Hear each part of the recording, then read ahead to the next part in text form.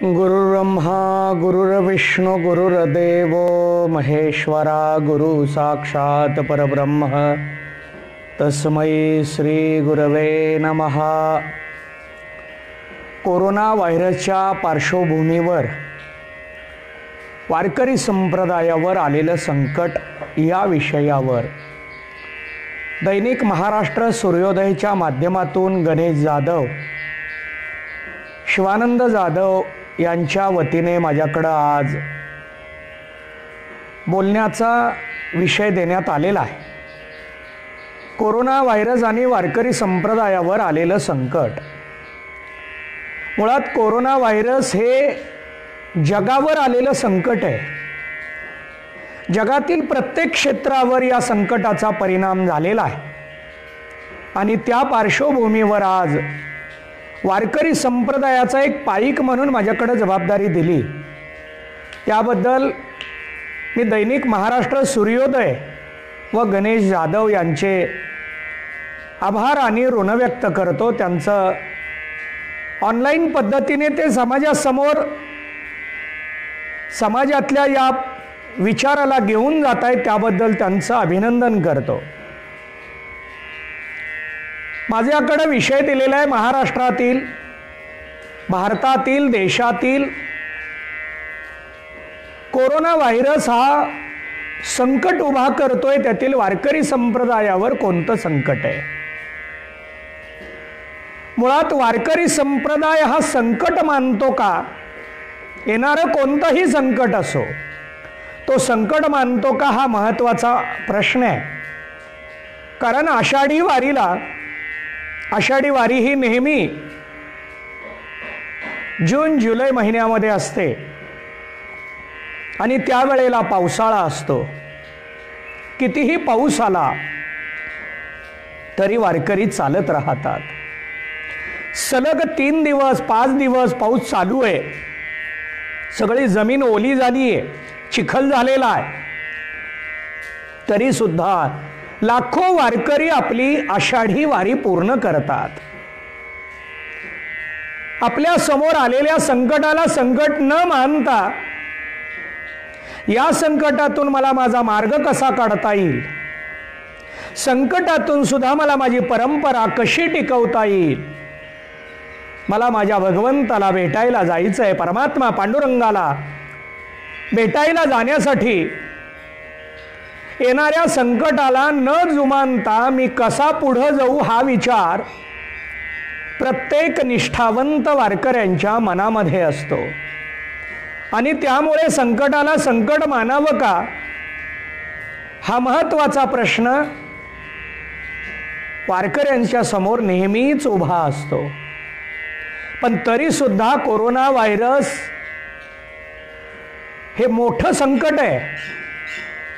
विश्वावर आलेलं, जगावर आलेलं, प्रत्येक कुटुंबाने व्यक्तीसमोर उभं राहिलेलं मोठं संकट आहे आणि म्हणून याला नाव दिलं गेलं महामारी। कोरोना ही काय आहे? महामारी आहे, मोठा आजार आहे।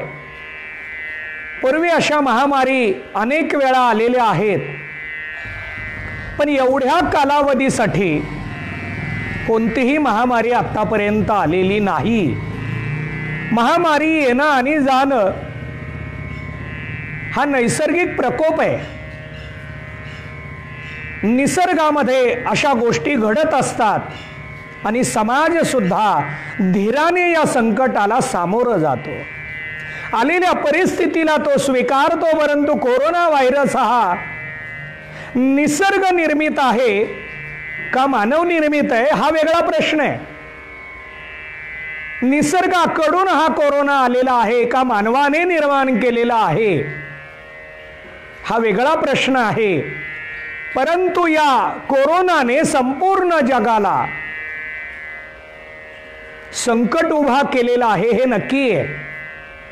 मग कृषी क्षेत्रासमोरचं संकट असेल, आर्थिक क्षेत्रासमोरचं संकट असेल, सामाजिक राजकीय शैक्षणिक क्षेत्रासमोरचं संकट असेल, त्याच पद्धतीने वारकरी संप्रदायासमोरचं संकट आहे।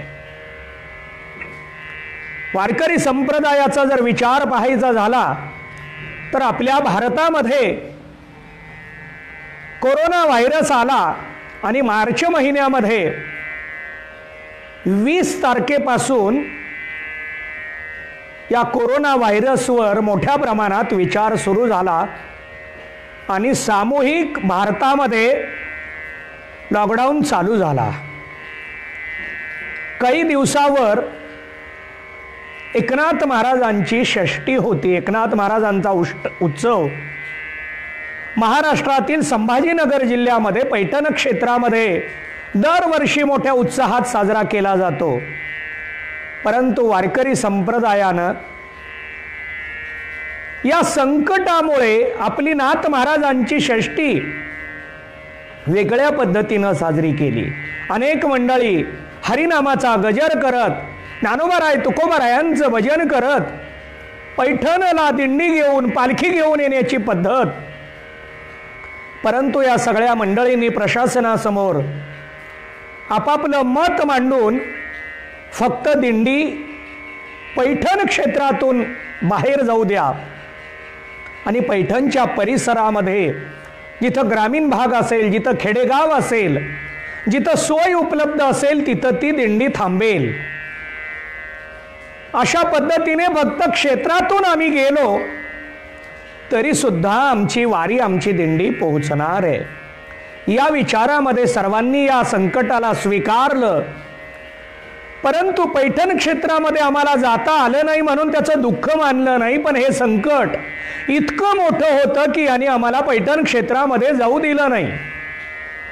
पैठण क्षेत्रामध्ये जाऊन ही वारी आम्हाला पोच करू दिली नाही। नाथबाबांचा उत्सव आम्हाला त्या क्षेत्रामधला करू दिला नाही। हे मोठं संकट आहे। पण या प्रतिकूल परिस्थितीला अनुकूल मानून कसं आपली वारी पूर्ण करावी हा विचार संप्रदायानं केला आणि त्यातून मार्ग काढला। त्यानंतर काही दिवसामध्ये रामनवमी आली। प्रत्येकानं आपापल्या घरी राहून रामनवमीचा मोठा उत्सव साजरा केला। चैत्र वारी लगेचच आली। चैत्र महिन्यामध्ये चैत्र वारी पंढरपूर क्षेत्रात मोठ्या प्रमाणात भरते। 4 मोठ्या वारीला पंढरपूर क्षेत्रामध्ये लाखों भाविकांची उपस्थिती असते। चैत्र, माघ, आषाढी आणि कार्तिकी या 4 मोठ्या वारीला वारकरी भाविक मंडळी लाखोच्या संख्येनं पंढरपूर क्षेत्रामध्ये येतात आणि पंढरपूर क्षेत्रामध्ये दशमी, एकादशी, द्वादशी असा आपला कार्यक्रम करत पंढरीचा काला करून नंतर ही मंडळी आपापल्या गावी परत निघतात। तसं पाहिलं तर प्रत्येक महिन्याच्या एकादशीला महिन्याचे वारकरी आहेत। काही मंडळी पायी वारी करतात आणि काही मंडळी वाहनाने महिन्याची वारी पूर्ण करतात। प्रत्येक महिन्याला पंढरपूरला जाऊन येणं, मग त्या क्षेत्रातला प्रवेश असेल, चंद्रभागा भीमा नदीचं स्नान असेल, मंदिराच्या कळसाचं दर्शन असेल, पंढरपूर प्रदक्षिणा असेल, क्षेत्र दर्शन असेल, जे आपल्याला उपलब्ध होईल त्या दर्शनाचा स्वीकार करतात आणि आपली वारी कायेनं, वाचेनं, मनानं, जीवानं ती पूर्ण करून पोहोचून ती पुन्हा माघारी निघतात। क्षेत्राला स्पर्श करणं, तीर्थाला स्पर्श करणं, भगवंताला डोळे भरून पाहणं हा भाव वारकरी भाविकांच्या मनामध्ये असतो। आणि म्हणून यंदा चैत्र वारीला एकाही वारकऱ्याने, महाराजांनी, संघटनांनी शासनासमोर निवेदन ठेवलं नाही, काही मागणी केली नाही, कारण सर्वांनी परिस्थिती ओळखली। कोरोना व्हायरस हा महाभयंकर आहे, याचा संसर्ग मोठा आहे। त्यावेळेला चैत्रवारीच्या वेळेला कोरोना व्हायरसच्या विषयी प्रत्येकाच्या मनामध्ये मोठी भीती होती आणि त्यामुळे प्रत्येकानं मनामध्ये ठरवलं की आपण आपला त्रास द्यायला नको। आपण आपल्या वारीसाठी, आपण आपल्या निष्ठेसाठी, आपण आपल्या परंपरेसाठी समाजाला त्रास द्यायचा नाही। आपल्या वारीचा त्रास जर समाजाला झाला तर मग आपण वारी कशाला करावी हा मनामध्ये कुठेतरी विचार होता। आणि म्हणून वारकरी मंडळींनी चैत्र वारीला कोणत्याही प्रकारची तक्रार केली नाही. कोणाला त्या बाबतीमध्ये एक शब्दसुद्धा या अनुषंगानं त्यांनी सांगितला नाही किंवा बोलले नाहीत. ऑनलाईन पद्धतीने सोशल मीडियावरून फेसबुक व्हॉट्सअप किंवा इतर माध्यमातून कोणीही व्यक्त झालं नाही की आमची चैत्रवारी आत्ता खंडित होतीये. शरीरानं खंडित होतीये, पण मनानं मात्र आम्ही वारकरी मंडळी ही वारी खंडित होऊ देणार नाही, ही भूमिका वारकरी संप्रदायातल्या सर्व भाविकांनी घेतली, वारकऱ्यांनी घेतली आणि प्रत्येकाने आपापल्या पद्धतीनं ही वारी पोच करण्याचा प्रयत्न सुरू केला. बघा, खरं पाहिलं तर सर्वात मोठ्या वारीला खंडितपणा आणणारं संकट म्हणजे कोरोना व्हायरसचं संकट होतं. चैत्र वारीला येणारा मोठा भाविकांचा समूह पण या कोरोना व्हायरसने थांबवला. या व्हायरसमुळे चैत्र वारी यंदा झाली नाही. चैत्र वारीनंतर काही दिवसात हनुमान जयंती असते. प्रत्येक खेडेगावामध्ये गावागावामध्ये हनुमंतरायाचं मंदिर आहे आणि तिथं हा उत्सव मोठ्या प्रमाणात होतो. सर्वात जास्त सप्ताह पारायण सोहळे, भजन कीर्तन, विना उभा करणं, अखंड हरिनाम सप्ताह, पारायण सप्ताह सोहळा हा हनुमान जन्मोत्सवाच्या निमित्ताने मोठ्या प्रमाणात होतो. परंतु वारकरी संप्रदायातल्या भाविकांनी त्याला सुद्धा स्वीकारलं आणि ऑनलाईन पद्धतीने आपण प्रवचन कसं करता येईल, आपण घरी बसून पारायण कसं करू याच्यासाठी समाजात समाज प्रबोधन करायला सुरुवात केली. वारकरी संप्रदाय हा प्रबोधन करणारा आहे, जनजागृती करणारा आहे. कीर्तन प्रवचन हे समाज प्रबोधनाचं एक मोठं व्यासपीठ आहे आणि या व्यासपीठाच्या माध्यमातून सामूहिक पद्धतीनं आत्ता समाजासमोर जाता येत नाही, समाजाचं प्रबोधन करता येत नाही. समाजाचं प्रबोधन करणं हे वारकरी संप्रदायाचं कर्तव्य मानून वारकरी संप्रदायानं ते आत्तापर्यंत पूर्ण केलेलं आहे.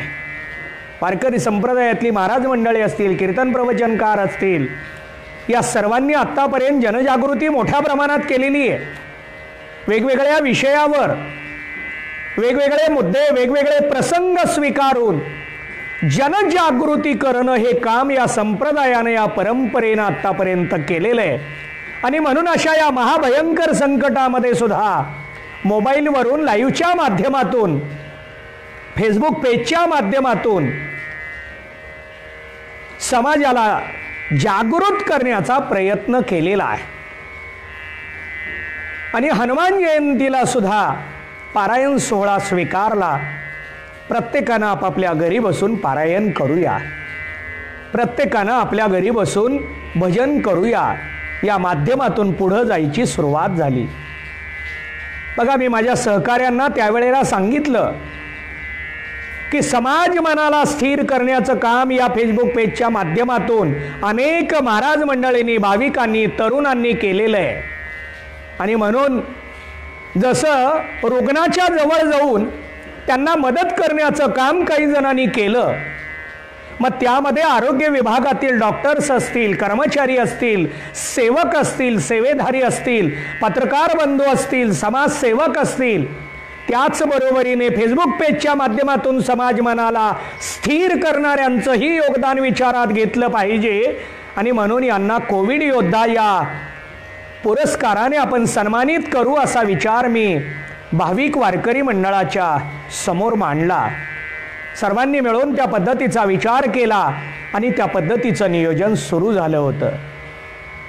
मला यातून काय सांगायचंय की समाज मनाला स्थिर करण्याचं काम या फेसबुक पेजच्या माध्यमातून करण्यात आलं, कारण सामूहिक रूपानं जे जनजागृती केली जात होती, मग कीर्तन असेल, प्रवचन असेल, कथा असेल, सप्ताह असेल, व्याख्यान असेल, मोठे कार्यक्रम घेऊन समूहानं लोकांना एकत्रित करून आपण कार्यक्रम करावा आणि त्यातून जनजागृती करावी.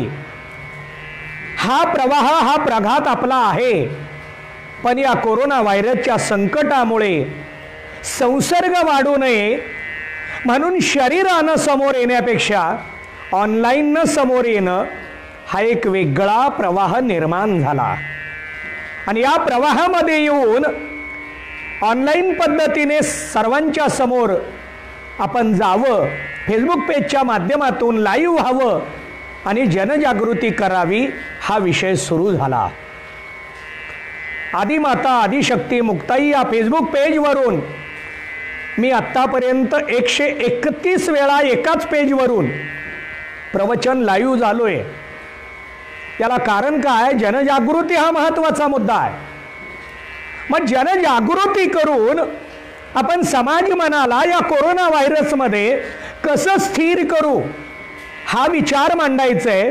पण आलेलं संकट सुद्धा आपल्याला स्वीकारायचं आहे, त्याला टाळून चालत नाही आणि आपण टाळूही शकत नाही. घराच्या बाहेर निघालो लगेच कोरोना होणार असं नाही, पण संसर्गाची भीती मोठी आहे आणि म्हणून हनुमान जन्मोत्सव आपल्याला साजरा करता येणार नाही. आणि म्हणून वारकरी संप्रदायातल्या सर्वच भाविकांना आवाहन करण्यात आलं की आपण घरामध्ये राहा आणि हनुमान जन्मोत्सव साजरा करा. हे करत असताना नृसिंह जन्मोत्सव असेल, वामन जन्मोत्सव असेल, हे त्या पटीमध्ये त्या पद्धतीनं साजरा करण्यात आला. आणि आषाढी वारी आली. आषाढी वारीचा उत्सव जसजसा जवळ येत होता तसतसं प्रत्येक वारकरी भाविकांना वाटत होतं की आम्हाला शासनानं परवानगी द्यावी, आम्हाला शासनानं परवानगी द्यावी. कारण 1 जुलैपासून अनलॉक सुरू झाला. 1 जूनपासून अनलॉक सुरू झाल्यानंतर काही दिवसावर आषाढी वारीचा उत्सव आलेला होता आणि मनामध्ये वाटत होतं की समूहानं आपल्याला आषाढी वारीला जायचं नाही, पंढरपूरला जायचं नाही. कारण आषाढी वारी जर जवळ आली तर वारकऱ्यांना दुसरं काही दिसत नव्हतं. बारे पांडुरंगा केव्हा भेट देसी ही धारणा वारकरी भाविकांच्या मनामध्ये. अहो, आषाढी वारीसाठी विदर्भातली मंडळी 2-2 महिने पायी चालत येतात. विदर्भातल्या मंडळींना 2 महिने संसारच नाही, फक्त 10 महिने संसार करावा, 10 महिने कामधंदा नोकरी करावी आणि 2 महिने पूर्ण वारी करावी. संत मुक्ताईची पालखी असेल, संत गजानन महाराजांची पालखी असेल, या सर्व पालखींबरोबर पायी चालत येणारी मंडळी आपापल्या परिसरातून श्री क्षेत्र पंढरपूरला पायी चालत येतात आणि पुन्हा त्या पालखीसोबत पायी चालत जातात. 2 महिने त्यांना लागतात. दरवर्षी 10 महिने फक्त संसार करावा आणि 2 महिने आपण या वारीला द्यावेत. 2 महिने आपल्या जीवनातले आपल्यासाठी तर 10 महिने प्रारब्धासाठी आहेत, हा विचार या वारकरी भाविकांच्या मनामध्ये. बघा, काही मंडळी म्हणतील ते 2 महिने ते कामधंदा करत नाहीत, वाया नाही का? अहो, खरे 2 महिने त्यांचे कर्तव्याचे आहेत. त्या 2 महिन्यासाठी ते 10 महिने काम करतात. मला हा आनंद घ्यायचा आहे. हा आनंद दुसरीकडे कुठं मिळत नाही, इतर लोकांमध्ये मिळत नाही. तो इहलोकामध्ये दुसरीकडे कोणत्या प्रसंगाने मिळणार आहे? हा सुख सोहळा स्वर्गी नाही, हा सोहळा स्वर्गामध्ये नाही, हा सोहळा इतर लोकांमध्ये नाही, हा सोहळा इतर कार्यामध्ये, कार्यक्रमामध्ये, प्रसंगामध्ये, इतर स्थानामध्ये मिळत नाही. तो आनंद, हा आनंद आम्हाला फक्त आणि फक्त या वारीमध्ये मिळतो. आणि म्हणून प्रत्येक वारकरी भाविकाच्या मनामध्ये आषाढी वारीच्या विषयी ओढा असतो. जावे पंढरीसी आवडे मनासी, कै एकादशी आषाढी ये. कधी एकदा ही आषाढी येईल, केव्हा एकदा हा आषाढीचा सोहळा समोर येईल आणि आम्हाला आषाढीच्या माध्यमातून पायी चालत जाता येणार आहे. पंढरपूरला पायी चालत जाण्याचा आनंद काही आगळा वेगळा आहे.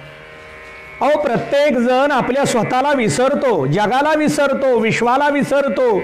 आपल्या शरीराच्या अवयवांना, इंद्रियाला लागलेल्या सवयी सुद्धा मनुष्य या कालावधीमध्ये विसरतो आणि निरतिशय शाश्वत, निर्भेळ, स्वच्छ, शुद्ध अशा आनंदाशी तो समरस होतो आणि त्या आनंदाचा उपभोग घेत तो वारी पूर्ण करतो.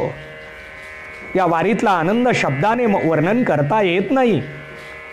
या वारीतला आनंद जर आपण मांडायला लागलो, त्याच्यावर बोलायला लागलो, तर ते आपल्याला कळणार नाही. पण शब्दामध्ये काहीतरी बोलावं म्हणून आपल्याला त्याला स्पर्श करावा लागतो. पण हा आनंद घेण्यासाठी भाविक मंडळी आतुर असतात. त्यांचं लक्ष कुठंही लागत नाही. कधी आषाढी येईल, कधी आषाढी येईल हा विचार मनामध्ये असतो. अहो, असं सांगितलं जातं, जर आषाढी एकादशी आली घरामध्ये जर कुणी वारलं तर निष्ठावंत वारकरी ते प्रेत बाजूला ठेवतात, पण आषाढी वारीला जातात. माझ्या देवाला भेटायला जायचंय, मी या जन्मामध्ये या प्रेताच्या संगतीमध्ये आहे, या जन्मामध्ये माझी ही नातीगोती आहेत, परिवार आहे, या जन्मातला माझा हा सगळा पसारा आहे, पण अनंत जन्म माझं नातं या पांडुरंगाबरोबर आहे. अनेक जन्म या परंपरेशी मी बांधील आहे. अनेक जन्मामध्ये ही वारी मी निष्ठेनं स्वीकारलेली आहे आणि मला ती पूर्ण करायची आहे. आणि म्हणून कसलीही संकट आली तरी वारकरी मंडळी ही वारी थांबवत नाहीत. पण या कोरोना व्हायरसच्या पार्श्वभूमीवर वारकरी संप्रदायावरचं संकट जर विचारात घेतलं तर आषाढी वारीचा सामूहिक सोहळा या व्हायरसने थांबवला, सामूहिक रूपाचा थांबवला. पण काही मंडळींनी याचा सुद्धा विचार केला नाही.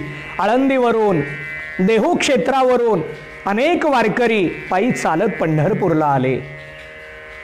दशमीला पंढरपूरला यावं, चंद्रभागेचं स्नान करावं, पंढरी प्रदक्षिणा करावी, पंढरी क्षेत्रामध्ये वास्तव्य करावं, पंढरीचा काला घ्यावा आणि आनंदामध्ये आपल्या गावी जावं. प्रारब्धवशातला प्रपंच स्वीकारावा, तो करत पुन्हा पुढच्या वारीची वाट पाहत राहावं. परंतु यंदा काही मंडळींनी पंढरपूर क्षेत्रामध्ये येताना तिथीचा विचार न करता फक्त आळंदीवरून यायचंय, आपल्या गावातून पंढरपूरला जायचंय म्हणून एकेका वारकऱ्यांनी आपली वारी पूर्ण केली आहे. अनेक वारकरी आलेले आहेत. शेकडो वारकरी अष्टमी, सप्तमी, नवमीला पंढरपुरामध्ये आले, आपली वारी पोच केली, पूर्ण केली आणि ते आपापल्या गावी सुद्धा पोहोचले. 7 मानाच्या पालख्याला महाराष्ट्र शासनाच्या माध्यमातून परवानगी मिळाली आणि त्यांनी सर्व वारकरी भाविकांचं प्रतिनिधित्व स्वीकारून आषाढी वारी पोहोच केली. आषाढी वारीलाच का चालत जावं, आषाढी वारीलाच पंढरपूरला का जावं, याच्यावर नामदेवरायांचं प्रसिद्ध असं प्रमाण आपल्याला पाहायला मिळतं. आषाढी कार्तिकी विसरू नका मज, सांगत असे गुज पांडुरंग. आषाढी आणि कार्तिकीला मला भेटायला आलं पाहिजे असं पांडुरंगाने सांगितलेले हा विचार नामदेव महाराजांनी आपल्या समोर मांडलेला आहे. आणि म्हणून वारकरी भाविक या प्रमाणाला डोळ्यासमोर ठेवतात आणि आपण देवाला भेटायला जावं या विचारामध्ये आषाढी वारीला देवाकडे निघतात.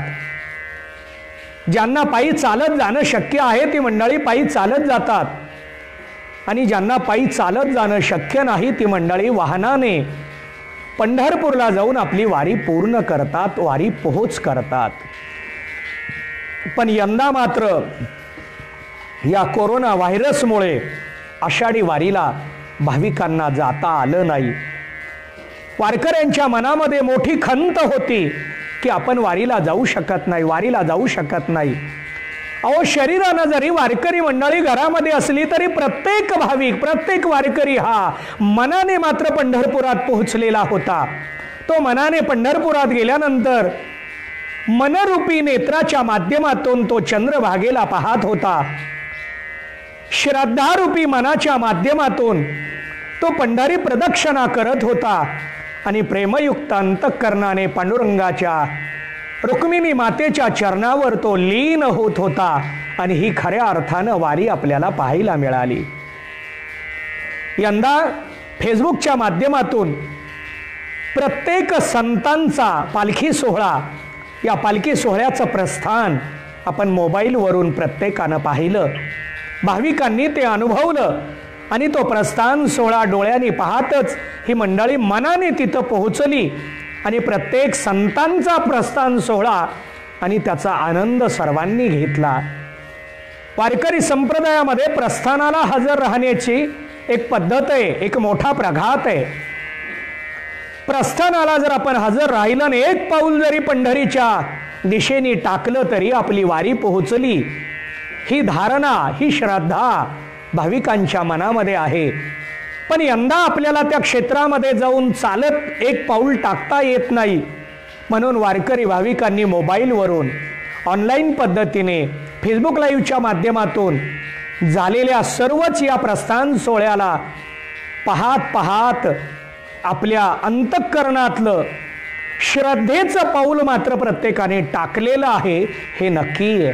कारण वारकऱ्यांना माहिती आहे, आलेलं संकट, आलेली प्रतिकूल परिस्थिती अनुकूल बनवून त्यातून आपली वारी कशी पोहोच करावी. प्रतिकूल परिस्थितीला अनुकूल मानणारा संप्रदाय कोणता असेल तर तो वारकरी आहे.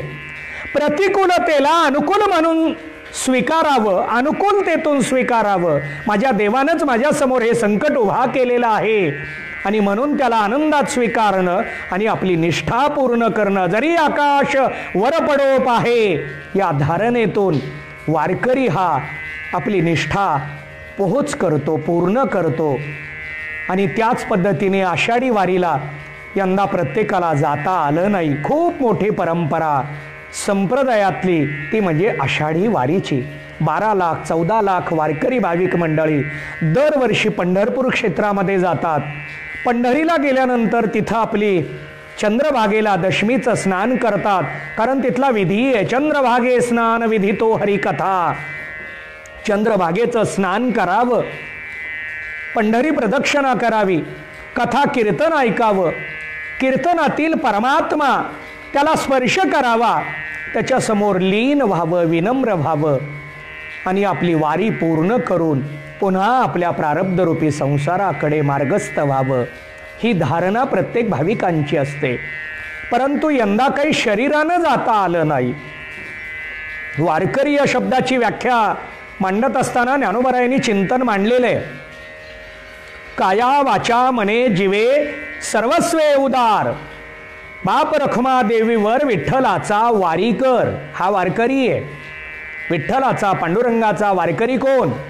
काया वाचा मने जीवे.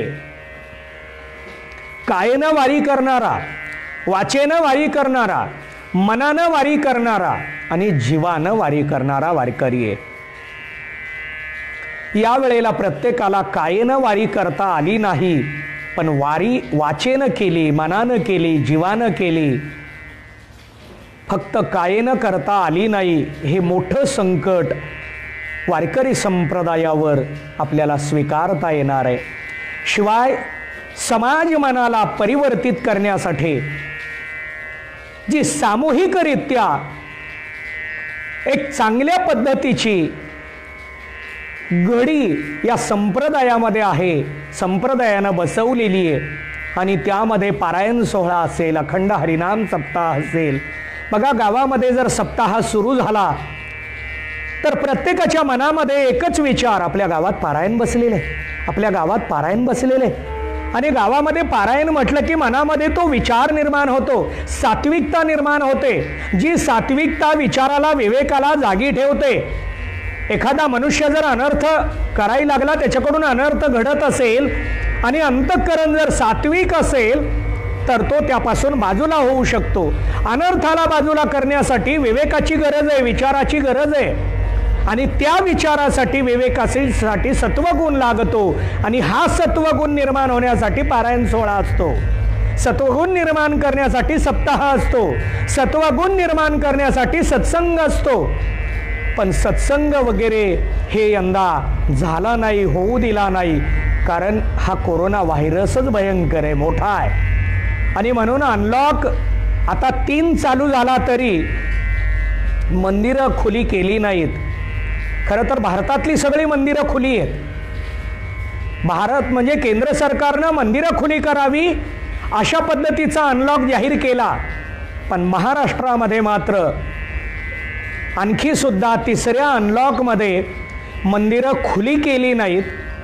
कारण महाराष्ट्र शासनाला वाटलं असेल की आणखी संसर्ग वाढू नये, महाराष्ट्रातली रुग्णसंख्या वाढतीये आणि म्हणून याला कुठंतरी आळा बसावा या विचाराने, या हेतूने मंदिरावर आत्ता बंदी घातली, मंदिरं बंद ठेवली.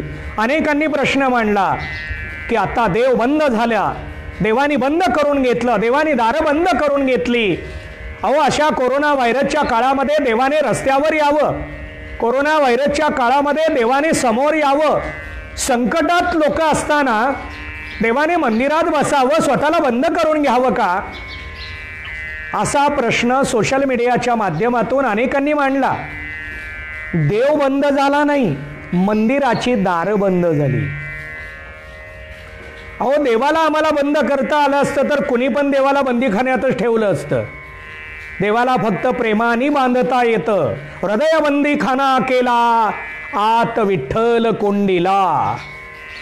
संत जनाबाईंनी काय केलं हा विचार मांडत असताना चिंतन मांडलं गेलेलं आहे. धरिला पंढरीचा चोर, प्रेमे बांधोनिया दोर, हृदयबंदी खाना केला, आत विठ्ठल कोंडीला. देवाला कोंडता येतं, बांधता येतं, संप्रदाय सांगतो, पण प्रेमरूपी दोरीने बांधता येतं, हृदयरूपी बंदीखान्यात कोंडता येतं. मंदिरामध्ये आपण बंद केली ती मूर्ती बंद केली आहे, देव नव्हे. मूर्तीमध्ये देव आहे, मूर्ती म्हणजे देव नव्हे. मूर्तीमध्ये देव आहे, मूर्ती शिवाय देवाकडे जाता येत नाही, म्हणून आपण मंदिराची रचना केलेली आहे. मंदिर पहिल्यांदा समजून घ्यावं, मग शंका मांडावी. मंदिर कशासाठी आहे, मूर्ती कशासाठी आहे, मूर्ती म्हणजे काय, देवाचं लक्षण काय, देवाचं वास्तव्य कुठे आहे, देव म्हणजे नेमका कोण आहे. आमच्या मनामध्ये नको ते प्रश्न येतात आणि आम्ही ताबडतोब त्याला व्यक्त करतो. अहो, ज्या क्षेत्राचं आमचं अज्ञान आहे त्या बाबतीमध्ये आपण शंका का मांडावी? जिज्ञासेनं जाणून घ्यावं हे बरोबर आहे. जिज्ञासा असावी, तळमळ असावी, तळमळीने समजून घ्यावं देव कोण आहे, देवाची लक्षणं काय, देव कुठं राहतो, देव काय करतो. हा सगळा मोठा विस्तार आहे. मला आत्ता एका लाईव्हमधून एका तासामध्ये हे सांगता येणार नाही. याचा अर्थ मला कळला असं पण मी म्हणणार नाही. अहो, देव कळण्यासाठी अनेक जन्म जावे लागतात. अहो, माणूस कळत नाही एका जन्मामध्ये, देव कसा कळणार आहे? आपण म्हणतो अमुक अमक्याबरोबर एवढी वर्ष राहिलो पण त्यानं मला फसवलं. बघा, माणूस कळत नाही, देव कसा कळणार आहे? देव कळण्यासाठी अनेक जन्म, बहुनाम जन्मनामंते ज्ञानवान माम प्रपद्यते, अनेक जन्म घालवावी लागतात. हा सहजासहजी कळणारा आहे का? मग हा मंदिरामध्ये नाही का? मंदिरातच आहे असंही नाही आणि मंदिरात नाही असंही नाही. तो मंदिरातच आहे. मंदिर बंद आहे, देव नव्हे. ती पण मंदिरं का बंद आहेत? देवासाठी मंदिरं बंद नाहीत. मंदिरामध्ये भाविकांची दर्शनाला गर्दी होते आणि गर्दी टाळण्यासाठी मंदिर बंद आहे. संसर्ग होऊ नये, कारण कोरोना व्हायरसचा आजार मोठा नाही, कोरोना व्हायरसचा संसर्ग मोठा आहे. हा संसर्ग लवकर पसरतो आणि तो पसरल्यानंतर आरोग्य विभागाला कंट्रोल करणं जड जाणार आहे. आरोग्य विभागाची यंत्रणा जर विचारात घेतली आणि याच्या संसर्गाचा विचार केला तर दोन्ही पूर्ण विरुद्ध आहे आणि म्हणून लॉकडाऊन सुरू केलेला आहे. WHO याचं संशोधन केलेलं आहे आणि मग तसे इन्स्ट्रक्शन दिले. प्रत्येक देशानं त्याची अंमलबजावणी केली.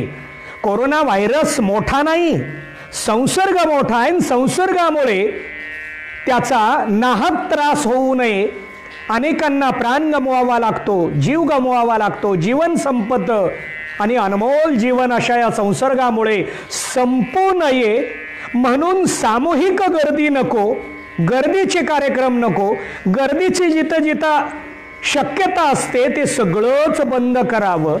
म्हणून एकीकडं अनलॉक आहे पण मंदिरात लॉकडाऊन आहे. मंदिरं लॉकडाऊनमध्ये आहेत, मंदिरं बंद आहेत पण अनलॉक आहे. मग अनलॉक काय आहे, लॉक काय आहे? अनलॉक म्हणतोय आपण पण काही गोष्टीला अनलॉक आहे, मंदिराला आणखी अनलॉक झालं नाही. का झालं नाही?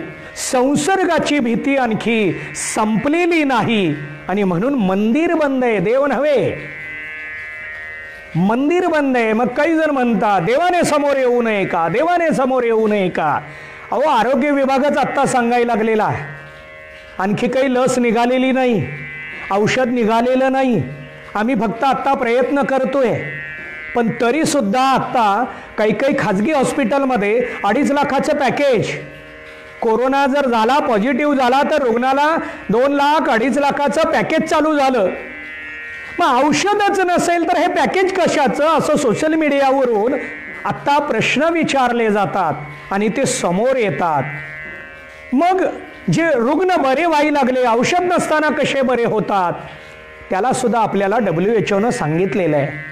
ज्यांची प्रतिकार क्षमता चांगली आहे, ज्यांची प्रतिकार शक्ती चांगली आहे, ते औषधाविना बरे होतात. पण त्यांना जर व्हेंटिलेटरची आवश्यकता भासणार असेल तर त्या व्हेंटिलेटरची संख्या आणि संसर्गाचा विचार, या दोन्हीचा विचार करून लॉकडाऊन सुरू झाला. आणि म्हणून मंदिरं बंद झाली, मंदिरं थांबवली गेली. मंदिरात आपल्याला जाता येईना म्हणून सामूहिक कार्यक्रम करता येईनात. बघा, या लॉकडाऊनमध्ये एक वेगळा प्रवाह चालू झाला. पण एका व्हायरसने, एका विषाणूने संपूर्ण विश्व बदललं. चालत आलेल्या सगळ्या या जगाच्या प्रवाहाला बदलून टाकलं. म्हणजेच काय केलं? महाप्रलय हा. पुराणांतरी ग्रंथातून, काही अभंगातून, ग्रंथांमधून आपण पाहतो प्रलय येणार, प्रलय येणार. आर्थिक प्रलय झाला.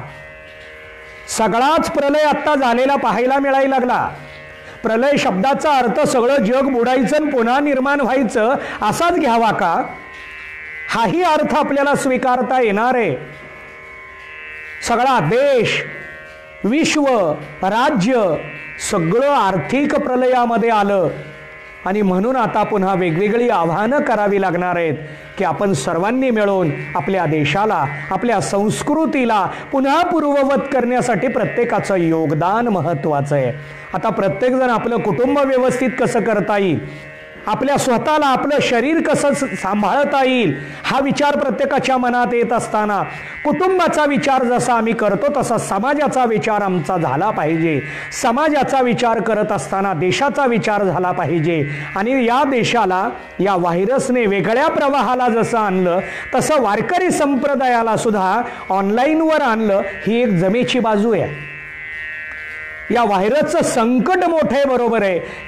या व्हायरसमुळे, या कोरोनामुळे अनेक परंपरा शारीरिकदृष्ट्या, सामूहिकदृष्ट्या खंडित झालेल्या असल्या तरी ऑनलाईनवर आणल्या. आणि या माध्यमातून समोर जात असताना दैनिक महाराष्ट्र सूर्योदयच्या माध्यमातून आज माझ्या समोर हा विषय देण्यात आला.